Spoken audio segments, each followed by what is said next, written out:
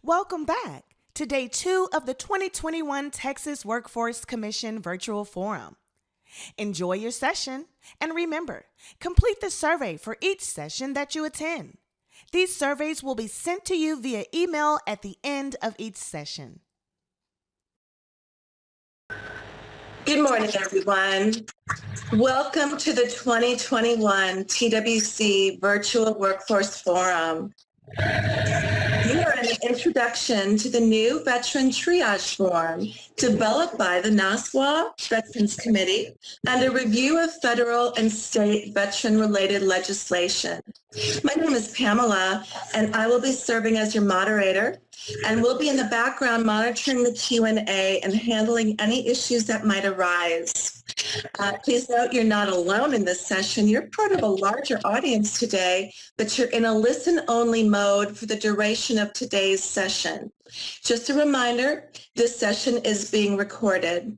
So our presenters today encourage you to submit written questions at any time during the presentation, and then you will use the Q&A panel to do that. So you can open that up at the bottom right of your device screen.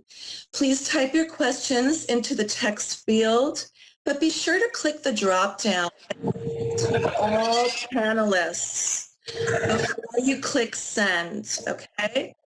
So we will be asking the questions as you go. And feel free to turn on the participants section too and give feedback if you like. For your convenience, the closed caption link will be placed in the chat. The presenters may review your comments after the session. So if we don't have enough time for your questions, the presenters' contact information will be displayed at the end of the session. If you experience technical difficulty at any time during this WebEx event, please submit your technical issue in the Q&A panel and we will try to assist you. Also, you will get a reminder to complete the survey upon exiting the session.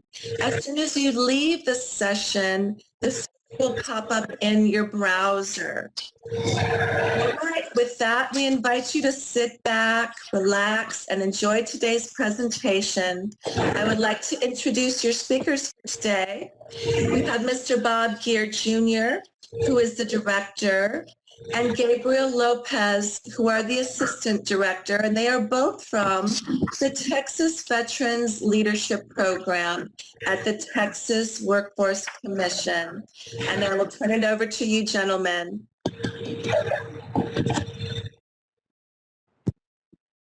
Good morning, Pamela. Thank you very much. I am Bob Geer, and I apologize. I can't get my video working, and we have our assistant director, Mr. Gabriel Lopez. And today we're going to talk about a very, very important issue, is the triage process for veterans coming into our Workforce Solutions Office and American Job Centers. And this is just not this is an issue that is happening across all 50 states and the territories, the confusion that goes along with everything with the triage process and for your service. So we hope that by the NASWA Veterans Committee working for months on a new triage form, that we can start helping reduce the confusion and start making sure that we have a seamless, transparent line of service for veterans and eligible persons coming into the American Job Centers. So here's our agenda today that we're going to cover. We'll go all through the new triage form, the audit, and so forth from 2019, go to the new triage form. We will show the very confusing intake process slides, and we'll talk a little bit about improvements that NASWA is working with the National Veterans Training Institute, and of course, since we are a geo-solution state, there's some good news, and hopefully we can get the process in the system. And then Gabriel Lopez is going to cover the new Veterans Rapid Retraining Assistance Program that is part of the American Rescue Plan, and then cover a few of the veteran-related legislators in the 87th Legislature. Next slide. So Gabriel was Navy, retired Navy. I'm retired Army. We thank all those who have served in our armed forces. And so anyone who has served been associated with the military or associated with government understands acronyms. And right now, here's a listing of acronyms that will be commonly used throughout this presentation and, of course, on the JVS, on the triage form. DD-214s, I think people are familiar with. The DD-2648, that is the pre-separation counseling checklist that service members must use as they go through. About 90 days prior to separation, they go through what they call a capstone event, where they are determined if they meet career readiness standards in four different tracks. That would be employment, education, vocational training, and entrepreneurship. And if they do not meet career readiness standards by the VOW Act or by VPLs, they are supposed to receive a warm handover to us, DOL. That's how it's written, but it's over to the American Job Center staff. So that's why that form is so important. The DVOP, most everyone on the call is going to understand. The Texas Veterans Commission, who runs the Jobs for Veterans State Grant Program, great partners, they do a little bit of different terminology. So the DVOP, for everybody here, just is a Veterans Career Advisor, and of course the LVER is they got it termed as Veterans Employer Liaison. And I think everything else, TSM is Transitioning Service Member. I think everyone is aware of TAP, and of course the VA. Next slide, please. All right, as we know, DOL Vets comes and does an audit on the JVSG program. So TVC gets the very, very hard look. But we, TWC, and the boards, workforce boards, we get looked at as well, because there's a Wagner-Pizer component of this, and then it's the triage part. Most important thing is they're looking to see how we're providing those services to veterans and eligible persons, and of course employers. So out of the 2019 audit, we're going to talk a little bit about the promising practices that was put into the report. Number one, the collaboration between the Veterans Commission and the boards, the contractor staff, the TVOP, the LVERs, and the business. They all seemed seamless, and it was promoted across the state. I can tell you that they were extremely impressed the integration of how everybody worked together. That was very, very impressive, and the awareness of all the different programs. They were also impressed because many different locations uses technology. When a veteran or eligible person or job seeker comes in, I know that you sign in. I've seen iPads, other kind of technology, and then that's who they identify the veteran population and so forth. So they're very impressed with that. And one American Job Center, all the office staff referred to veterans representatives and provided desk aids and trained to provide services to veterans with or without SBEs. And I think that one's really, really important, because one of the number one questions that we need to ask when we do a triage is, what are you here for today? They may not need to go all the way back to the DVOP or BCA if it's something that could be easily handled. The last promising practice was the LVRs, VELs, creating packets for employers that contain information and employer guides to hire veterans, veteran hiring initiatives, work in Texas, TVC services, apprenticeship programs, and the whole thing. And so those were the promising practices coming out of the 2019 audit. And so we need to continue those and expand on all the great work that everyone is already doing. Now we got to go to the areas of concern. And the first one, this is not standard across the board, but the LVER is not participating in the American Job Center meetings outside of those with the VST. And so they want to make sure, the biggest thing I'm talking with the DVET on this was total integration of the VEL/lever into the roles at the American Job Centers. And this one, I think, is just happening. It wasn't a finding, but it was an area of concern. The next bullet goes over with TVC and their documentation and case management. And then the last one down there, I should have highlighted it, but that's the intake screening and triage is not consistent with state policy. And Gabriel, next slide. Customers were not screened prior to referral to DVOPs. Staff interviews revealed that veteran customers are immediately referred to DVOP specialists, and that is the biggest thing. And testing found veterans were able to contact DVOP specialists directly by telephone or website. And so that came out to be a finding. That's what this is. We have a finding on this, and this is why this form from the Veterans Committee is so important. Gabriel, you got anything to add on the triage and the finding? Yes, the finding, the most important one is that is the principal tool that we use to identify veterans to have barriers to employment. And that's why it is very important and very critical that if we implement a standardized way of doing it across the states, across all centers, so that we can, number one, easily identify those veterans who have significant barriers to employment. And number two is that we directly deal with those barriers immediately and not waste any time in the process. Thank you. Yeah, no, great points, Gabriel. Great points.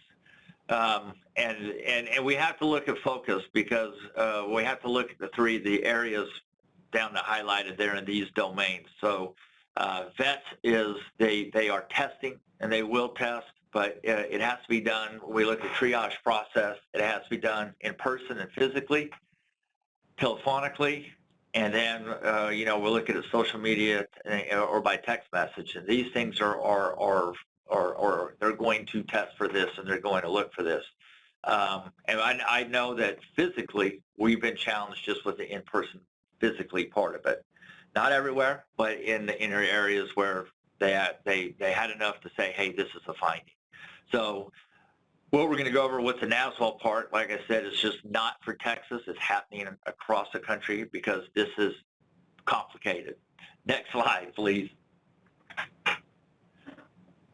All right, there's the definition of triage, and that's an old picture from World War I. But it's who triage in this case is simply determining the potential eligibility, research services from DVOP specialists.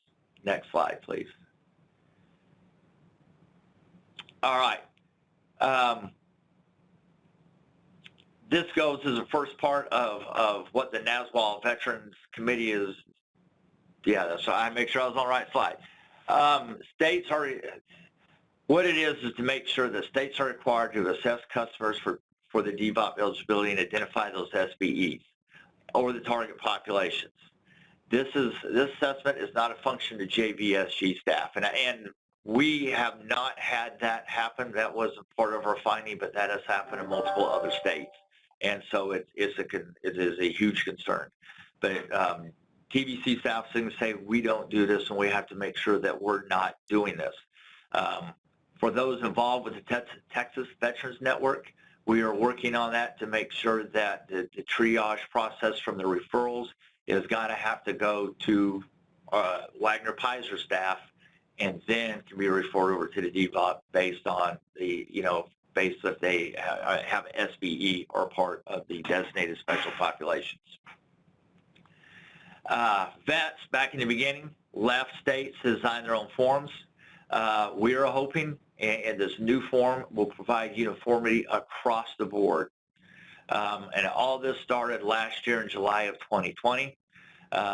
This project was supported by DOL Vets. They had a subject matter expert that worked with the NASWA Veterans Committee in the development of this form, and it made sure that the committee stayed within, the DOL policies and guidance, and of course it meets federal guidance, policies, and law.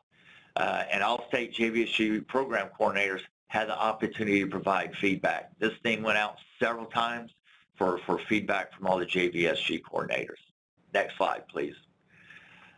I know they're small, and this is just an example of Colorado and Utah and how they had different forms. And we could go from Borderplex to all the different board areas of different forms and different processes of doing this. So that is what this whole project is trying to do, is to create one standardized form. Next slide, please. All right, biggest question. And we get this and we hear this on the calls all the time, even from the JVSG side from other states, is, why not just refer all the veterans over to the DVOP? Well, the VAL Act of 2011, specifically in Title 38, prohibits DVOPs and leavers from performing non-veteran related duties. States can be audited to ensure the compliance with limited duties allowed of DVOPs and leavers, and they can have their funding reduced if they're not following the guidance. And one example, this past year, there was a lot of JVSG staff from other states that were pulled to help with the unemployment, to help those states' unemployment insurance divisions to answer calls and so forth. That's why triage is needed to determine the initial potential eligibility. And then, of course, we talk about in-person, telephonically, social media, text, email. Next slide, please. VPL 3-14, this is where it all comes back to. I think it was about, 2014 it was released, but this is where it comes back to. But determination of disability under the SBE definitions. There's solely, the veteran solely, I can't say self-attestation, but the veteran says, yes, I have this, that's what it is. It requires no forms of documents until it goes over for WIOA training dollars. So you don't, a veteran says, or the eligible person states that they meet, they have one of those SBEs or part of those populations, that's it. We don't need further documentation. These are the special populations to go over. You changed the slide so fast, Gabe. But the veterans age 18 to 24, and good news, we've seen that unemployment rate coming down compared to what it was back in the recession between 2011 and 2014. Vietnam-era veterans. What is difficult is when you start talking about eligible transitioning service members, spouses, and caregivers. And then you have special disabled veterans or disabled veteran entitled to a compensation, homeless or veterans at risk of becoming homeless or fleeing or attempted from domestic violence, sexual assault or stalking, or recently separated veterans who have been unemployed for 27 more weeks in previous 12 months. And that one always gets to me because who actually thinks and does all the months and calculation, and that one is very, very difficult. Next slide, please. Veterans lacking a high school diploma or equivalent, and the low-income veterans defined by WIOA. And once again, the veteran says they meet one of these, that's it. Proof of military service is required only if the program funds are being obligated, such as WIOA training dollars. Gabriel, do you got anything to add on the special populations? Or yes, and then we can go into the triage form. Yes, one of the things that we need to add, we need to remember this special groups and barriers to employment is that the lists have gotten larger and larger over the years. The reason for that is because we have seen new barriers that are affecting our veterans over the years. There has been, unemployment is one of them, but the barriers, we keep discovering them, we keep bringing them into the arena so that we can provide more services to them.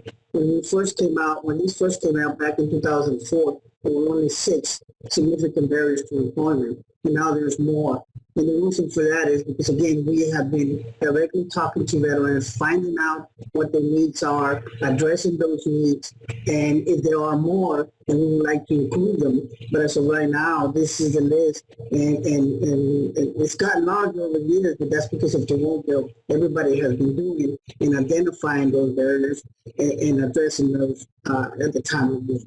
Thank you. Sir, thank you.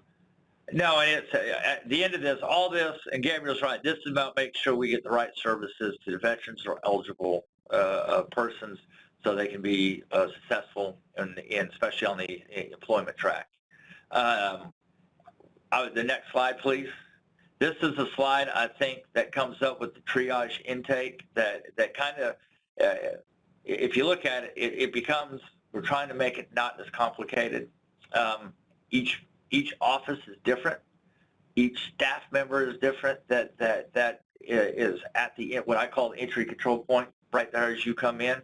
And so that is part of what we have to talk about, how veterans come in and eligible persons, they come in, how we intake them.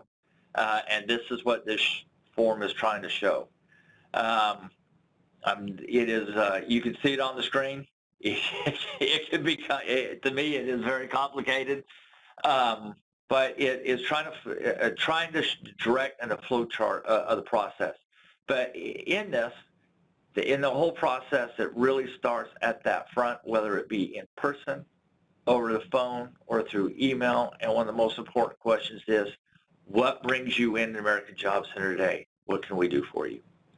That right there, I think, helps solve it. If it's a password reset or a job search or anything along those lines, we can be screened, but do we really got to take them back to the DVOP when they just need that particular service done? The other part of this, if they come in, what are you here for today? I have appointment with the DVOP or VCA, and then call back. Yep. This veteran probably was already pre-screened on the screening process. They already have an appointment with the TVC VCA. And so common sense prevails. Yes, here, we'll take you back. Wait here. He'll be with you in a few minutes. He or she will be with you in a few minutes. So I think those are the common sense things, all those things we cannot put into a slide presentation because it would be more complicated. But that is the basic flow chart of how it's supposed to go in, customer assistance, all the way back to if they meet DVOP eligibility, all the way on the left side, yes, refer to DVOP. Is the DVOP/VCA available? All the way at the bottom, lower left. And Gabriel and I spoke on this yesterday, and I know in a lot of places, even when we're all back, we're doing everything a lot of virtually now, but the DVOP is not available. In some instances, they were the customer right there, the veteran or eligible person, they need to be seen. If it's a job search, if it is help with the resume, whatever the case may be, if the DVOP is not available, they need to reserve service at that time and then connect with the DVOP when the DVOP is available. And I want to make sure that I want to ask if we have any questions on those particular things. Those are two things I wanted to address out of the slide. Or Gabriel, if you have anything else to add. Yes, I do want to add something because I want to just emphasize this process, this chart that we developed.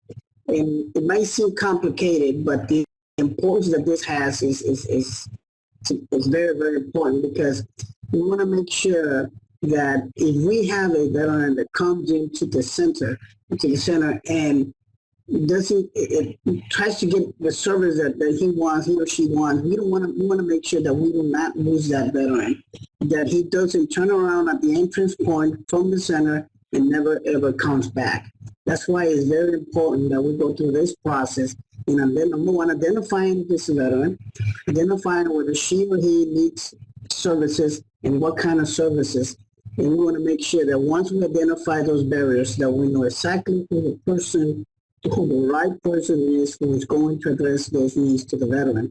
So it is very, very important. And that happens at the triage, at the entrance point, so that the veteran deserves or gets the best treatment and the best service that we can provide. And all of that happens at that moment when the veteran walks into our center and identifies himself as a veteran. And from that point, we should be able to know the steps to direct him or her to the right person at the right time and give him the services that he or she needs. Thank you. It is, and telephonically, I know we had a call yesterday on a veteran trying to get into a center virtually, and so we were able to get it fixed. But with the virtual world, we have to think all aspects of the virtual world as well. All right, next slide, please. All right, we're going to start going down, and I think that got cut, Gabriel. We're going to go down and just show everybody what the new form is, what it looks like. But what it does, it reduces, there we go. So it's divided into 4 sections, or the 5th section is where you sign off on it. But it is to go and design for the veteran or the eligible person to look at and answer the questions and to start getting the information. We are Geo Solutions State. The Veterans Committee is working with the GeoSol to update that software in the system so that it follows what this form has developed. I've asked our workforce automations if we have that function. If we don't have that function, can we get that function? That's something that we're exploring. If a lot of this can be done electronically, it just makes it a heck of a lot easier. That's one answer to it. So what we're going to do is just present the form and go over it. We're introducing the form. I think it's going to take some calls and some work. We're going to get get the board's feedback on this form, and we can make adjustments to however we like to make adjustments with the form, obviously staying within the policy and the guidance, but what can work for us. And then hopefully as a state, we can adopt this one system form, at least in the paper form, to be used manually, that can be used in person, telephonically, and then and if it goes to the email, to use the form to guide helping email correspondence, and hopefully we can look at it electronically and get it part of our system to where it's done electronically when they come in. So Section A is just the standard type questions and what it's, is it served in the military or for you or a spouse, all your personal, all the information, name, where you live, so forth, is asked about the character of discharge. And then, of course, what brings you in the American Job Center today? Right there, that first block. If it's not employment related, or they had an unemployment question, the others, that's where you have to, what resources do you have for if it's VA benefits, homeless, their training. So that bottom part of Section A is extremely important. And we'll go to Section B. All right. So it's going to start asking the special populations, and this is why we're trying to reduce all the confusion out there. I'd like to point out, Gabriel and I, we've been working on this. I know a lot of the people on this call are familiar and understand all the WD letters and VPLs and the triage, but even we get confused at times. And I can tell you, if you, on the other side, the veteran or the eligible person, they themselves may not even understand what they're reading. And so that's what we're trying to make it so that it can be understandable, not only from the staff side, but from the veteran and eligible person side. So this is going into special populations, as you can see with Vietnam service. If you served in the Republic of Vietnam from the date, or if you're or within the Vietnam era. Are you an eligible veteran, 18 to 24? And then are you a transitioning service member, 18 to 24, active duty, involuntary separated for a RIF, or did not meet the career readiness standards? And that goes back to DOD. Any branch of service for a service member who is not meeting career readiness standards must be referred over to DOL, American Job Centers. They talked about if you're wounded, if you're in one of the WARE transition unit or military treatment facility. And then they asked that caregiver, are you a caregiver of a wounded, ill, injured service member receiving care at WTU or military treatment facility? And then right there it tells you on the form, if you check any of these boxes or answer yes to any of the questions in this section, you may be referred to additional services if desired. So right there, if they answered any of these, that right there is saying over to the DVOP because they meet one of the special populations. So that is where, right there. If you did not answer yes and did not check a box in any of these, please go down to section C.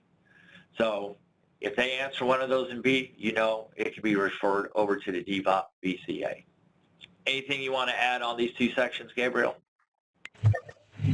No, just the fact that we're trying to make it easier or easy for the veteran, and the questions that we're presenting on this form are very easy to read and trying to eliminate any confusion. But if the veteran has any other questions at that point, we want to make sure that we address them there at the center. Thank you. No, great points. And it's tough. I mean, to go and with a lot of veterans we speak with on a daily basis, and especially transitioning service members, they don't clearly understand everything that is out there for them or how everything works. It's a process that they're learning, just like we are. Next slide, please, to section C.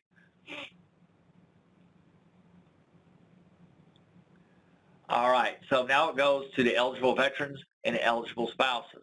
So we didn't get any blocks checked in. We got A filled out. We've gone through B. Nothing then that was there. And then so it goes down and it check, okay, or the veteran side. So the veteran reads those questions right there. You served on active duty for a period of more than 180 consecutive days. This includes Title 10 orders. Was discharged, released from active duty because of a service-connected disability. Served in support of a conflict or a campaign, or was released from service under a sole survivorship discharge. That will be extremely rare from our experiences, the sole survivor discharge. So I think that would be a very rare case. I'd like to point out one thing to make sure that everyone understands. Our National Guard and our reserve components out there, that 180 days of active duty other than training, that can be a sticking point, and sometimes they're not going to meet that 180-day requirement. But that's where, as Wagner Pies or staff, we need to make sure we grab the National Guard or that reserve component service member and help them. JVSG staff, they won't be eligible for it, but we just don't leave that individual flapping in the wind, and we make sure that we honor what they're doing because it's highly important. It's a total force, and so we want to make sure that we take those service members who are not going to qualify for JVSG, but they will qualify for the Wagner Pies. And the spouse. So this is where we're trying to uncomplicate it, as Gabriel said very well. And so you go through, and then so if it wasn't a veteran, the spouse, then that's where the spouse would answer any of those questions there. Died of service-connected disability, or while disability was being evaluated, has been classified as missing, captured, or detained service member, or is a 100% total and permanent disabled. And so we're really trying to, this form is really just trying to make it easy to where that's when it's answered in B, all right, in C. And if you check any boxes in this section, this time you will go down to section D with the SBEs. But anything you wanted to add on this slide, Gabe? I just want to point out that, as you mentioned with the National Guard, Title 10 orders, the National Guard has been deployed, has taken a big role in our armed forces, in the active armed forces over the years since 9/11. So those soldiers and who have been deployed have as much right as to get the priority of service as anybody else. And that's why we're trying to do this, so that we can identify those and not make them feel left out. Because that could be the case, and they might feel that's where we're going with this, but in actuality, we're just trying to make sure that we give the proper credit to everyone who has served. Thanks, sir.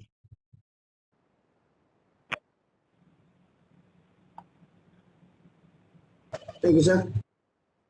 Thank you, Gabriel. No, and the National Guard, we have one of our employees, one of our VERs right now, who's in the National Guard, and he's up in a Waco area, but they're doing shots. They're doing all the COVID shots from multiple sites across the state. So it's so important what the missions that they do. Section D. All right, this goes to the SBEs and determining if they're eligible. So if they check Section C, then you got to go to Section D, and those are going over those SBEs. So receiving a VA disability compensation or have a claim pending. And once again, it's self-declared. So if they said they file a claim, they check that block. If they're at risk of being homeless or lacks fixed regular nighttime residence or fleeing a violent situation. There's a lot of things that come into that, and we're trying to make the questions as easy as possible. And of course, when you look at that question, a lot of people, that is one question that they may not want if they're in the entry control point. That one needs to be done. All these need to be done discreetly, but that one, the homeless risk or fleeing a violent situation, that may be very tough for somebody to bring forward. We have to keep that in mind. My favorite, the recently separated service member with 27 or more weeks in a previous 12 months unemployed, and that one's such a tough one to figure out. Lacks high school diploma. Gabriel, I think since the late 80s, everyone's had to have a GED or high school diploma to enter. I don't think those waivers are there anymore, but we'll still have some of these from veterans from previous to the late 80s. So you may see that. And then a veteran who is low income, receiving public assistance, housing, TANF, SNAP, or other programs. And so if any of these are checked, they can be referred over for additional service to the JVSG program. And then the last section, next slide. Then the last section of it, the customer will sign in and date it, and then staff. So once again, the whole idea of this form is to break it down into sections. Form A is basic information, what you're here for. Form B, or Section B, covers special populations. It's right there. If they check they're in one of those special populations, they can be referred for DVOP services. And then you go to Section C, and that has veteran and specific spouse questions for eligible person. And so if nothing was checked in B, they go down to that next column, that next Section C, and if they check one of those boxes under either veteran or spouse, you automatically go to Section D, and this is where you to go to the SBEs.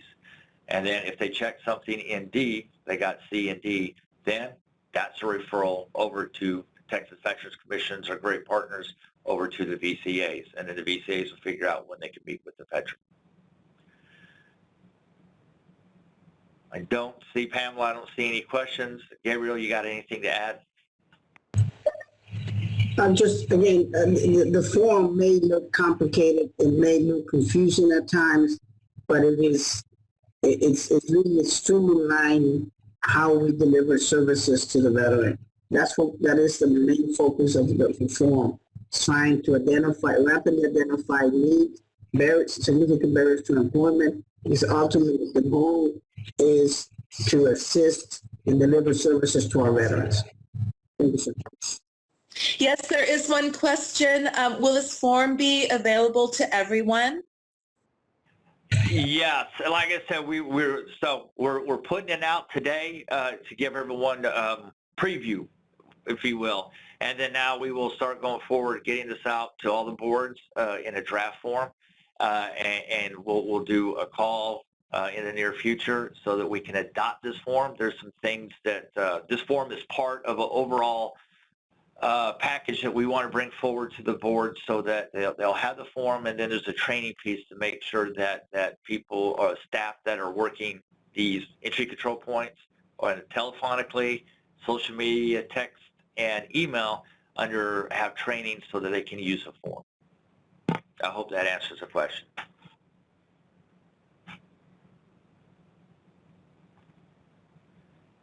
Gabriel, can you go on the next slide, please?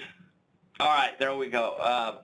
So this is going to the project at the NASWA veterans level with this form is going to continue. We can, and the first bullet underneath there, and this is something that we can discuss. We'll have, we put a logo on the form. The most important thing to me is number 2 is Geo solution states the updated existing triage questions and add definitions. If we could figure out a way to do this electronically in the VOS or our systems, I think would be a huge help. NVTI is developing training on the triage process. I think if they can develop a good short video course that could be for staff to watch, and I think to be updated at least yearly on this, it would be important. So many times walked in and staff are doing their very best, but sometimes a new staff member gets thrown on the door, and that's where all staff that work these entry control points must be trained on this. We also have a Spanish language version of this form, and so that will be available. We'll do it in both English and Spanish. Next slide, please.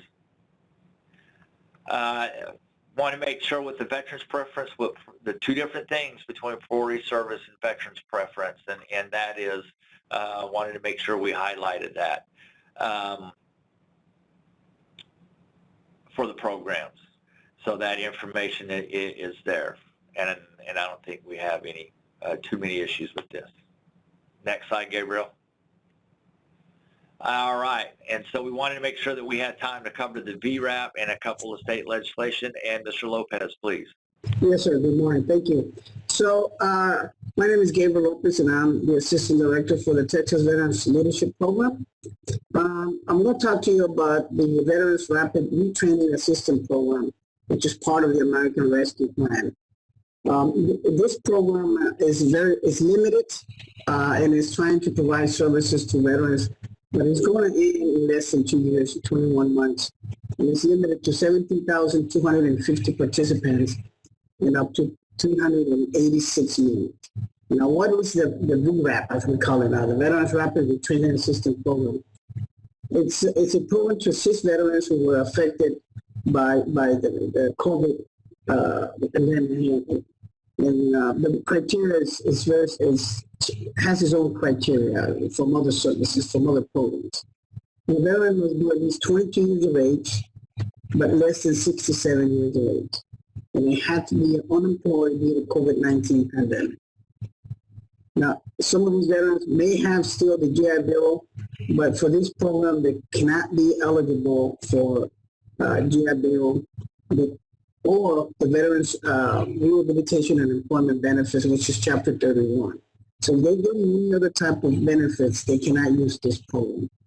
They cannot also be enrolled in the federal or state jobs program. And they cannot be receiving VA disability compensation because you're unable to work. So the program is designed to put veterans back to work and who have no other resource available to them. They have exhausted all their benefits and were affected by the pandemic. And not receiving unemployment, and this is another one here, which is very, very important. The veteran is not receiving unemployment compensation, including enhanced benefits under the CARES Act. So they have to have exhausted all of the benefits, all of the UI, in order to get this program and participate in this program. And what it provides for the veteran, it provides up to 12 months of tuition and fees and a monthly housing allowance based on post-9/11 GI Bill rates. So monthly housing allowance is based with the VA compensation rates allows for the geographical area where the veterans are. And these are some of the details. The cover education programs must provide training for high demand occupation, which is determined by the Commission of Labor Statistics. And that depends on the geographical location. What are the high demand occupations? And it must be GI Bill approved programs of education. but it cannot be for bachelor or graduate degrees. And that TEC approved training, those are eligible. The payment model for the DVOP tuition and fees is paid directly to the participant schools. That means that the school gets payment for that, but it gets 50% when the veteran begins the program. Whenever the veteran enters the training program, the school gets 50%. 25% when the veterans complete the program, and 25% when the veterans finds employment in the field of study. So this is where all the components must work together to ensure that the veteran finds employment after getting participating in this program. And it has to be one of those high demand occupation fields. So they should be able to find employment. Can I interrupt with a question? Yes. There's a question about if the triage form is required every time the same veteran returns to the Workforce Career Center for Services, like if they come in Monday, they fill out the form, and if they return on Friday for services, is the veteran required to fill out the triage form again? That depends. So if the veteran comes in and identifies and goes through the triage process, then if he or she has a significant barrier to employment, then that veteran is going to be assigned a DVOP. He's going to be assigned a staff veterans representative. That veteran will, number one, will probably go into an employment plan. So the next time around, he will just have to make an appointment with that DVOP. But if he comes in for another issue, then the process will start again. But if he's coming over to follow up on that DVOP, then he should be good to go.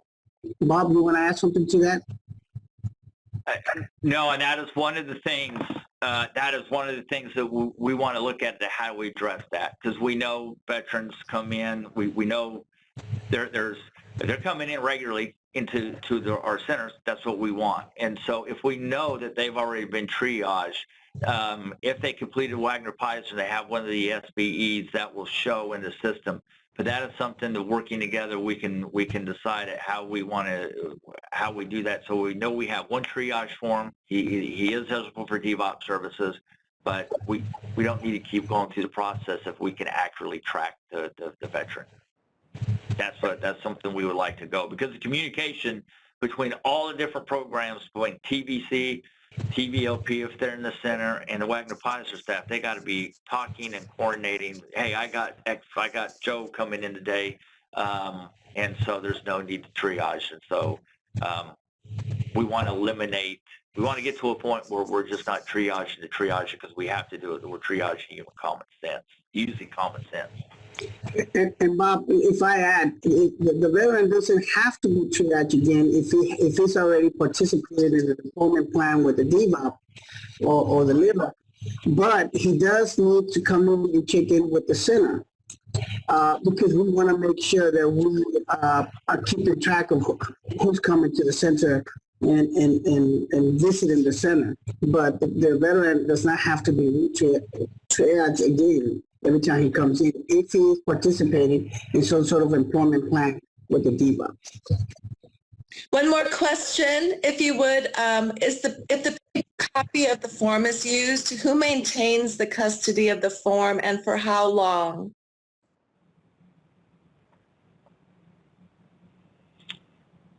That is going to depend with the custody of the form. So if we have it electronically, then we'll have to go down that road once we know what the system looks like. But the paper form, there is no hard standard guidance from DOL on the form. That is something that hopefully we working together we can develop to put that system of a tracking system.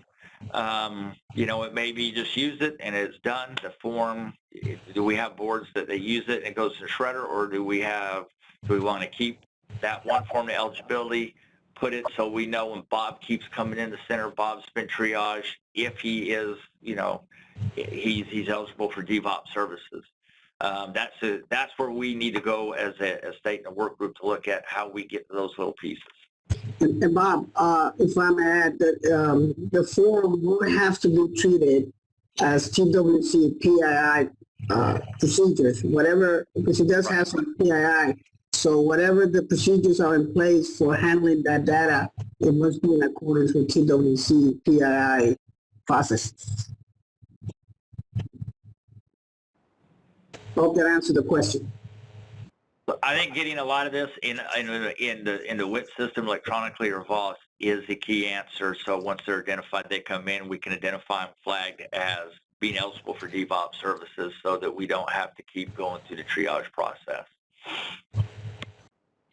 Yes, the question was answered. He thanks you. Thank you.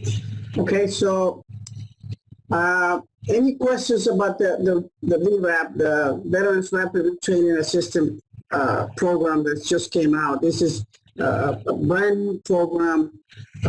It just came out. It was just voted not 2 months ago. So it's brand new. It's a hot potato. It's going to hit everybody, and we're trying to assist as many veterans as possible with this. It does have some restrictions, as you can see. The veteran does have to find employment. The payment to the schools is not in full. It's in phases. So there's some things that we still need to work out, and but it's a program that is designed to help veterans affected during the pandemic, COVID-19. And I'll ask if there are any questions in this program before I continue. There's no questions at this time. Okay, thank you. So now, as you all know, we have the 87th Texas Legislature that is going on.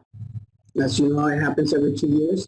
And there are some of the bills that affects TWC and veterans. And we just want to highlight some of those. These are not all the bills that are introduced that are being debated or proposed. This is just some of the ones that we think have a lot of bearing in what we do when it comes to veterans. So House Bill 33 relates to the measures to facilitate the post-secondary course credit leading to workforce credentialing based on military experience, education, and training. And this has already been sent to House for Calendars Committee, and pretty much it awards post-secondary credit. House Bill 139 relates to state occupational licensing of certain military veterans and military spouses. And just deals with, and this is something that we have been working on for years. And it deals with the fact that the veterans acquire a lot of skills throughout their military careers. And then when they come to the civilian workforce, it's hard for them to obtain licensing, or their work, their skills are not recognized because they require a license. One good example of that is Army medics or Navy corpsmen and that sort of things. And they have plenty of experience and they're well trained in what they do, but when they come out here to the workforce, it's very difficult for them to get certain jobs because their military skill doesn't translate into that for the lack of the licenses. So this makes it an issue for them. House Bill 1884, 2307, and 337 are combined, related to the awards of grants by the Texas Workforce Commission to facilitate the participation of certain veterans and military personnel in apprenticeship training programs. This Bill 1884 reported favorably without any amendments. So, as you all know, this has been a topic in the workforce for years. Apprenticeship programs have proven that they are very efficient and that they are the way to go when it comes to training and retraining veterans.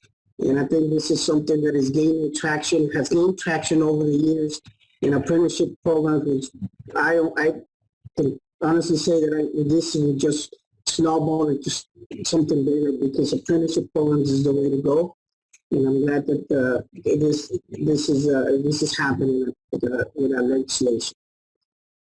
Senate Bill 818, relating to unemployment compensation, eligibility, and chargebacks regarding certain persons separated from unemployment due to being called to military service recommended for local and uncontested calendar.